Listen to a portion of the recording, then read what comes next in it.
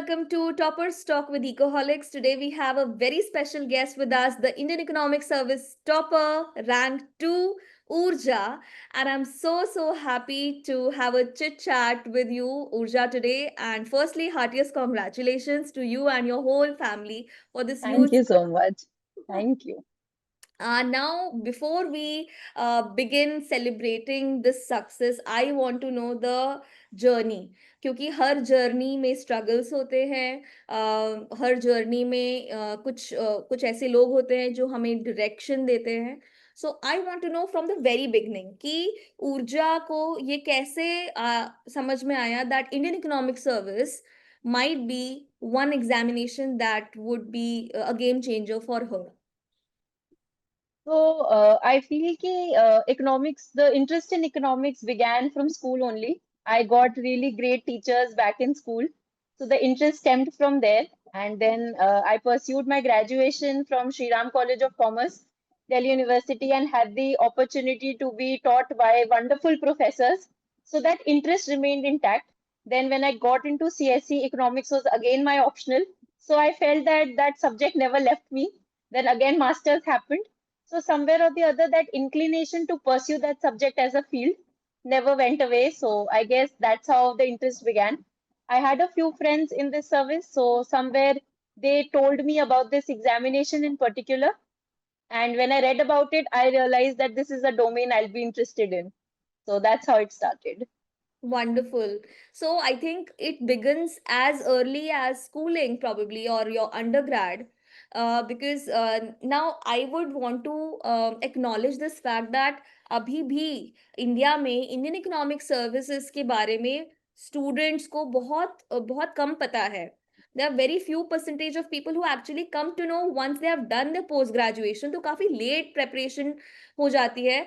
I would not say preparation, but the mindset that you have to be. Like you told कि school से ही एक inclination बन गया था. तो आपको किस तरीके से पता चला? Who were the mentors for guiding you about this examination? और आपने preparation exactly कब से शुरू की? As you said rightly, that awareness about this examination is very vague and very weak, because I have also noticed that when you mention IES in term like in front of people, firstly they'll consider it to be engineering services. This happened with me even after my result. So I know that hardly people know about this, because the awareness in terms of the selection rate also, it's very less.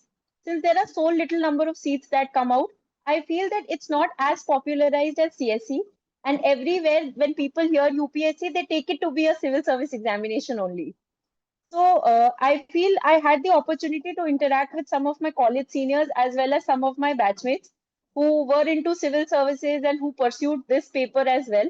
So I guess first time I heard it from a past year topper. Her name is Parul. She was ranked 16 of her time 2 years back. So she was the one who told me about this paper and how this paper is also a great stream to be pursued if you are interested in economics. So that's how the interest began. And when I read about it, when I got to know about the IES website, so that website is very good to read. You get to read about what the officers are doing and in general, what's the work of this paper. So that's how it began for me. But in terms of awareness, it's very less. And similar is the case with even the institutions. Like they try to popularize it, but still there are very few institutions who are targeting this core paper. So somewhere or the other, that awareness lags. Absolutely. And you mentioned about civil services also. So, you mentioned earlier that you were also preparing for services. So, I mean, if for a student, for an aspirant, it's very difficult while they are in college. They're already doing their masters or maybe grad, and then they are also preparing for civil services. And then this examination, which is completely economics oriented, that comes up. So, how did you manage all of it? So I gave civil service mains in 23 and 24, both the years. In 2023, I missed mains by 12 marks. 2024, I missed it by 4 marks. So that cycle was very close for me, seeing that cutoff and seeing how less the margin was. So I started my prep in January 25 because I wanted to take a break from CSE this year because that cycle had gotten really frustrating. to be like going till mains and missing by a whisker of margin. So I saw the paper and I realized that I'll get like 30-40% overlap. Rest I'll have to cover because there was no mathematical inclination in CSE, which was a very big component out here in IES. So it was a very targeted focus because I had like 5 months before my mains. So exactly 1 month for each paper and 1 month collective for GS and English.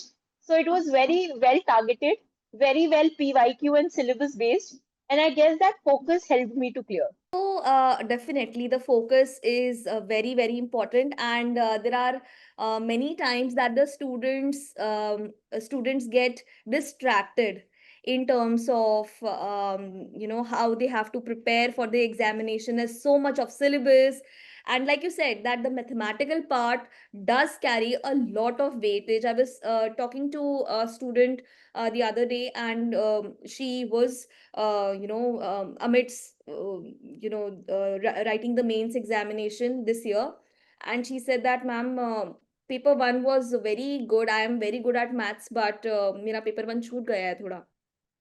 And I felt very, very bad, because one thing is that you do not know, and then you can leave it to the Lord Almighty. But if you know it and it slips away, then that becomes a very problematic thing. So tell me, Yeah. how did you manage to prepare specifically the GE1, the mathematical portion, while coming from a civil services mindset? तो एक बहुत बड़ी जिम्मेदारी हो जाती है, that you have to focus more on the mathematical part, and then manage how to solve questions, what the sources that you used, and what were the practice sessions that you actually did for the paper one. For paper one in particular, the paper was very lengthy. At least it felt really lengthy to me. And there was a mishap at my center. They had some confusion regarding calculators, so they had taken away my calculator for 40 minutes. So that was a panic for me also because I also missed like 20-30 marks of paper, which was a big shock coming on the first day of actual papers. So that handling of mindset, it was very important for me. And I had a big role of my family, especially my brother, who kept pushing me that you've studied well. So just give your best for the next three papers and it will balance out. So that's one big learning I learned, that every paper balances each other out. Sometimes what I noticed from the syllabus and pattern in general was that GE1 and GE2 tends to take up a lot of your time, because of which GE3 and GE4 are the more neglected ones. But when I saw my mark sheet this year, I realized that 2, 3, and 4 were the marks givers, and GE1 was the least scoring for most of the people who appeared.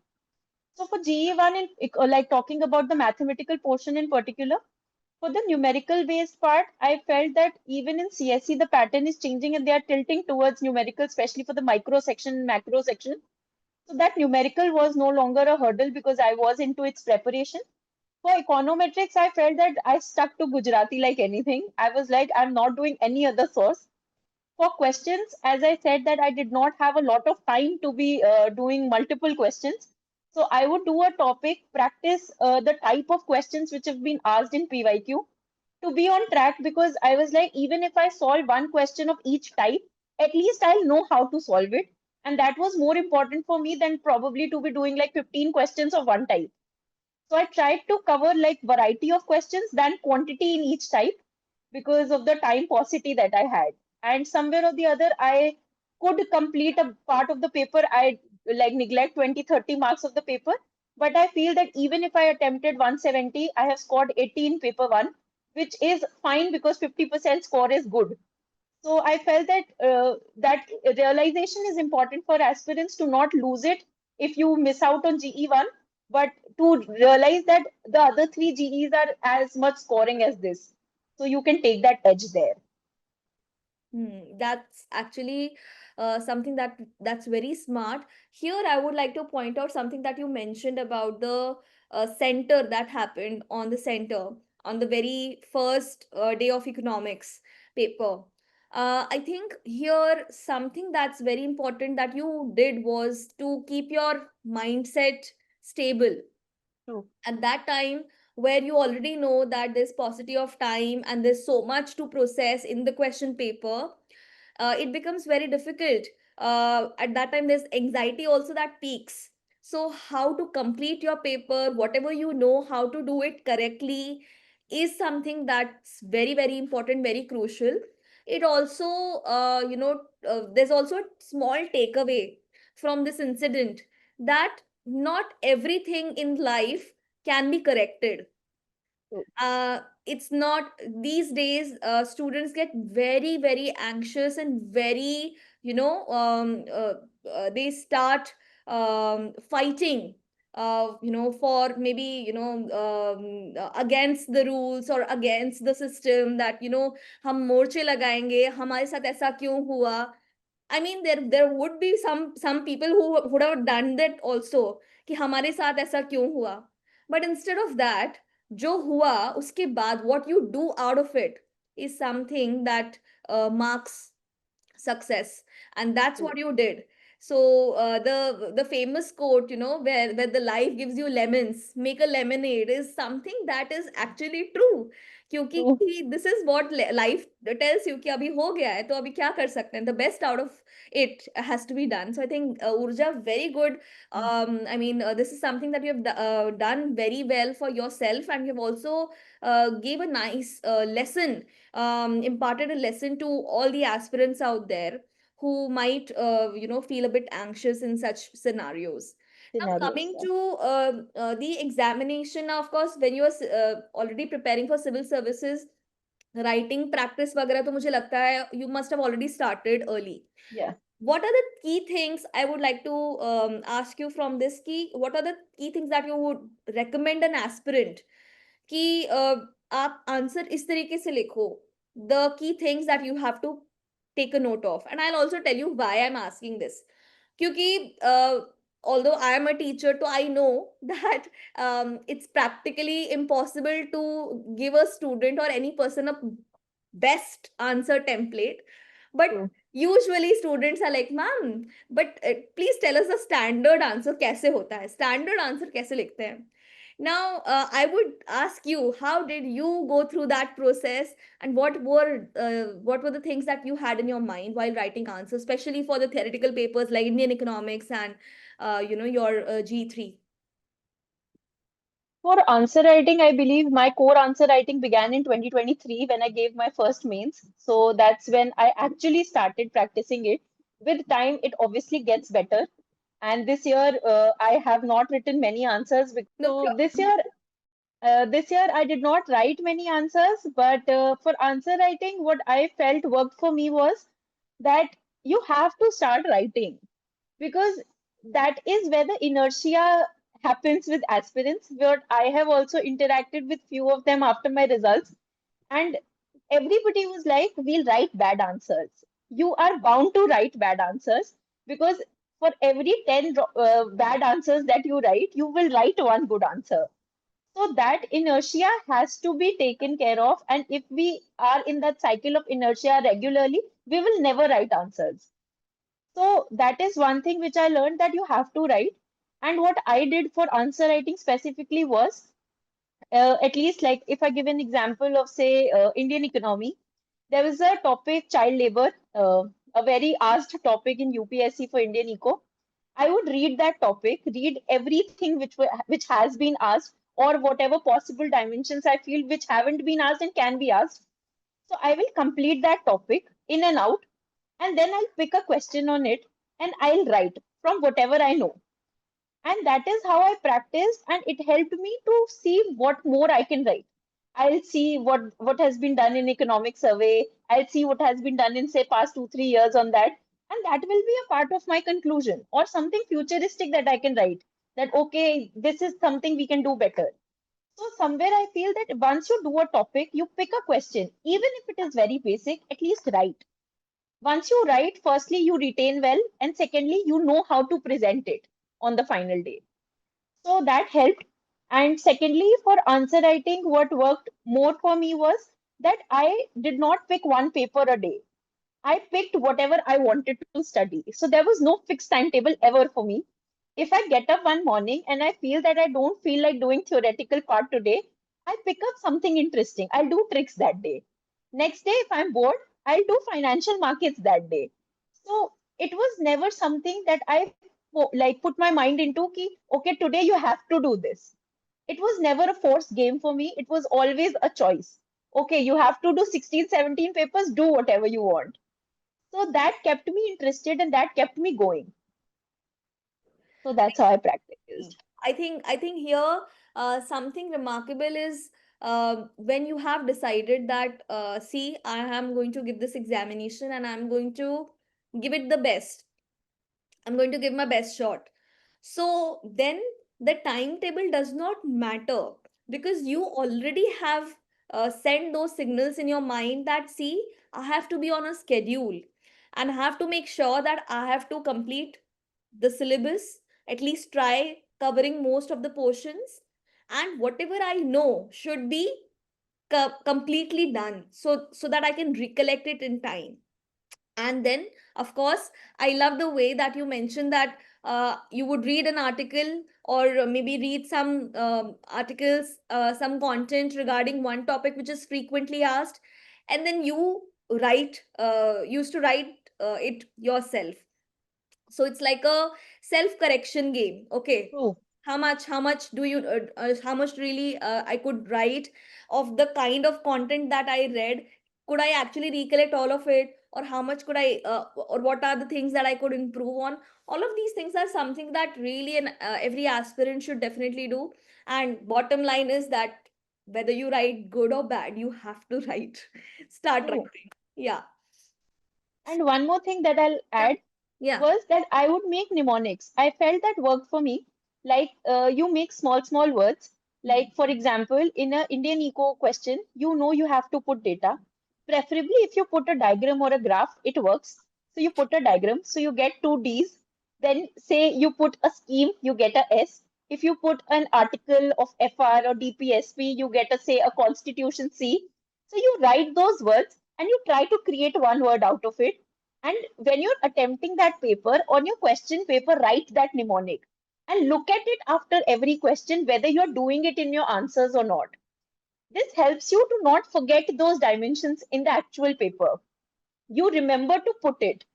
Right. Because if you're writing an article on, say, an answer on child labor, you have to put 23 and 24 of FR. That Absolutely. is a must. So, somewhere, if you look at it, okay, I have to put constitution, you'll remember to put it. You can Hmm. even put it in a conclusion, and that will be a good conclusion for your answer. So, Right. that is an amazing thing which I learned from some topper, and I realized, okay, this is a good strategy. This is a good, very good strategy actually. You combine your preparation of civil services and you make it like a strong point. Many actually aspirants feel कि अभी civil services तो नहीं हो पा रहा है तो फिर ये कैसे होगा, and I've already wasted so much time. But actually it's the reverse. You have read True. so much, so utilize it and Yes. make it better. Nice, very nice. So my next question to you is with regards to interview. Now, interview is something that is not a knowledge test, it's a personality test. So how did you start with your preparation for how would you prepare yourself while entering into that interview room? And I also want to know what actually happened, like what really happened with Urja when she went and her name was called, and how was the board like, and we would love to know what was your actual experience like in the interview. So, for interview, the preparation was a lot messy because I remember till 31st August we had the CSE mains. I took a break, but somewhere that eagerness within me couldn't like really stop till 31st August because I had to see what was the optional paper like. So I was engaged in that, and 3rd September we had that blast on us that okay, 15th September is your interview.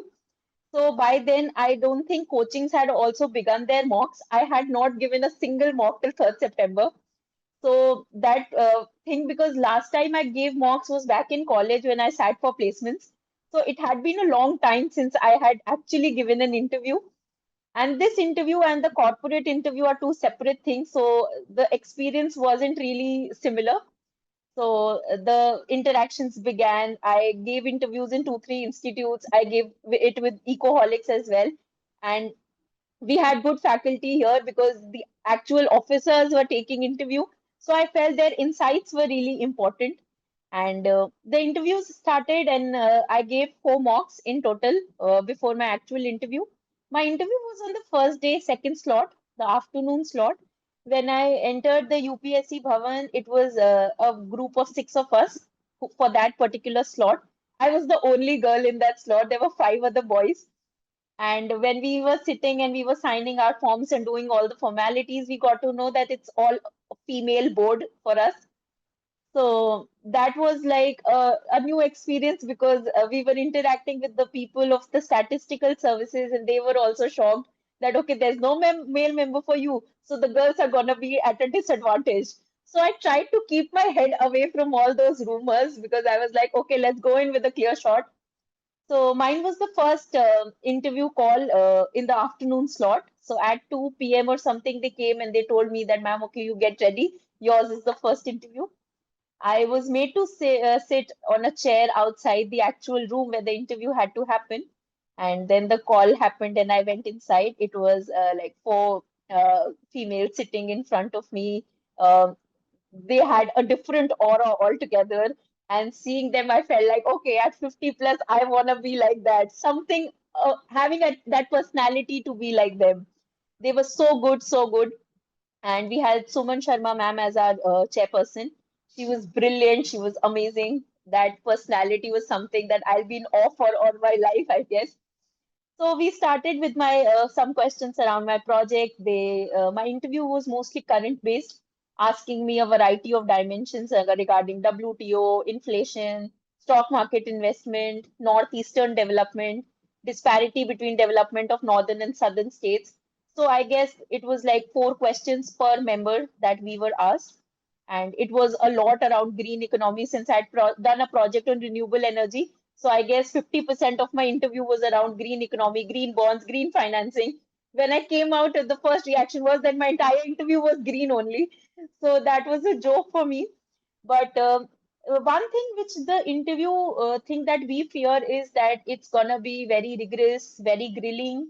But for me, the experience was entirely different. The board was extremely cordial, very, very cordial. They were all smiling, they were making jokes, they were asking me what's the last movie I watched, which I couldn't remember.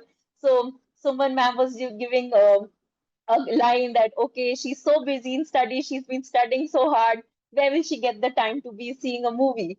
So we don't get to feel that experience in a corporate interview, which is more grilling kind of an interview. So I'll advise aspirants that don't compare these two. It's an entirely different experience. They will check you out from top to bottom, see whether your hands are fidgeting or not, whether your voice is wavering or not. They will check all those things because they are hiring an officer. They want you to be that vocal that you can speak your mind whenever you are made to speak in a public setup. So I feel that confidence is the key for these interviews. Even if you don't know, I didn't know a question. So I told them that, sorry, ma'am, I'm not aware about this, but I'll go back and read. And they just smiled at me. So I never felt that they took it in a negative sense that I don't know it. Because we have to realize that that knowledge test is done through means. They know you know that much to be appearing in the interview. So that personality, you have to show that you carry that trait to be an officer. And that training begins from your preparation. It's not something you can inculcate in, say, 10 days. You have to do it and have that belief in yourself that, okay, I have to behave like an officer. So that helped. And secondly, I feel that all the mentors and all the guidance that I received in terms of advice that, okay, you have to be able to say no. And that is something I discussed with you, and you told me that, okay, learn to say no. It's fine if you say no. So that helped me in the final interview as well. So interview experience was very cordial, very different from what I thought. But when I came out, I realized, okay, I did what best I could. And I remember one advice that my father gave me before I was stepping into the Bhavan. He told me that put all your confidence together that you've gathered in the last 20, 25 years of your life and just show it to them that they need an officer like you, and you deserve to be in that spot. And somewhere I played that line when I was sitting outside that room, that okay, I have to do my best today, and they will judge me for whatever I have gathered in the past years, and not only what I know today. So where I know aspirants in my group, because they were all sitting cramming up the newspaper of that day, I did nothing. I absolutely did nothing. In the 1 hour I got in the hall, I was sitting peacefully. I didn't do anything. I was just calming myself. And I was like, okay, if it's fine if I don't know an article from today's newspaper. I did read Indian Express in the morning, and they were doing Mint also, Hindu also. I didn't read any of those because I just felt it was something panicky that I'm going to do to myself, and I cannot afford that.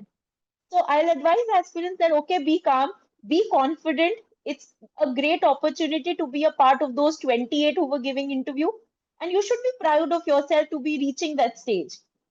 And that confidence stems out, it gets reflected in you, and they take you for that.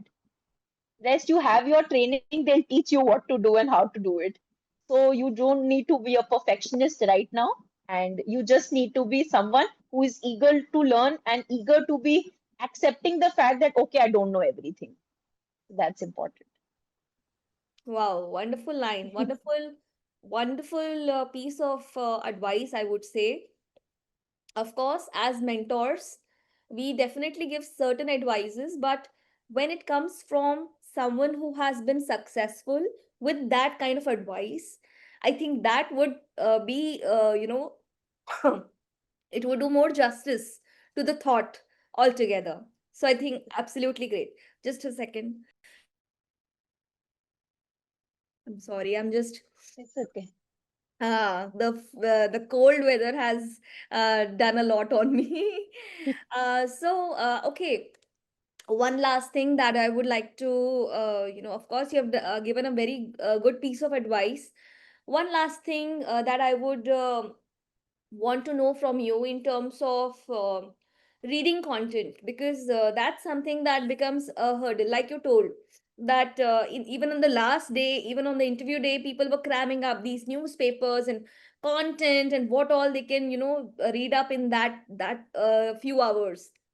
So what actually helps, what really helps, is something that I want to ask from you in terms of preparation for mains and even for the interview, for current affairs.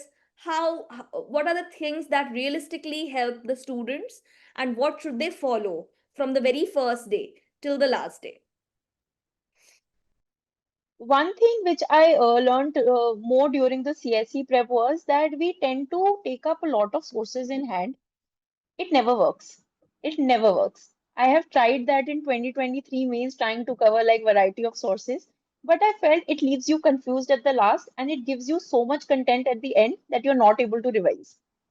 So one thing from day one which I decided was that for one paper I'm going to pick one source. Full stop. There is no if and but in this. I am not going to refer a second book. I picked one book per paper. I did pick a few articles from other books, which I didn't feel good enough in the first paper. But I'll say that for every paper I targeted that, okay, there has to be a limit in the sources. Then, secondly, what worked for me was that I tried to shorten it this time. And by shortening it, I don't mean that you depend on the topper notes for it, because you have to read the content to be able to shorten it. Because I realized it in GE too. There was a question, I don't remember the exact question, but I remember reading it once, but I did not put it in my notes because I didn't think it to be that important. But since I had read it once, I was able to write a decent answer. So I have seen this tendency that people want to get topper notes as their shortcut. But I feel that if you read the 1000-page book and you condense it yourself into 200, somewhere or the other, those 800 pages don't go waste. They will give you an edge when you write your final answer. So that is second thing I religiously followed. Third thing was keeping syllabus and PYQ handy. Always, because I kept the syllabus in front of me and I would highlight the topics that I had covered. This gave me a sense of satisfaction. Okay, the entire page is now turning yellow. It's an achievement that I am getting closer to my target. So that helped. Fourthly was that in terms of previous year questions, I followed the compilation by Ecoholics that you guys give for each topic. And I would take the questions that I had attempted. I have written answer to each and every previous year because, as I said, I did not have much time to write mocks. So what worked for me was that instead of writing mocks, I wrote PYQ because I was like, it's a similar practice and it will keep me on the right track, telling me what exactly is asked. It will help me to like not to deviate much.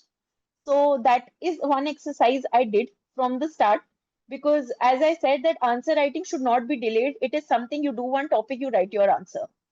So that consistency helped me.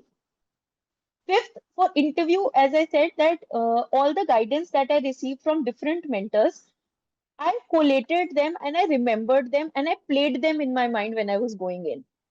Because I was not trying to read something new, recall something new. I had read whatever I had to. I kept all my interview material down on 14th. On 15th, when I got up, I wrote all the advice on a piece of paper. I kept that paper in front of me and I read through it. Okay, this is where I'm making a mistake. This is what I have to correct. This is what I have to remember. Like I remember I gave a physical mock and they told me that I was slouching in one interview.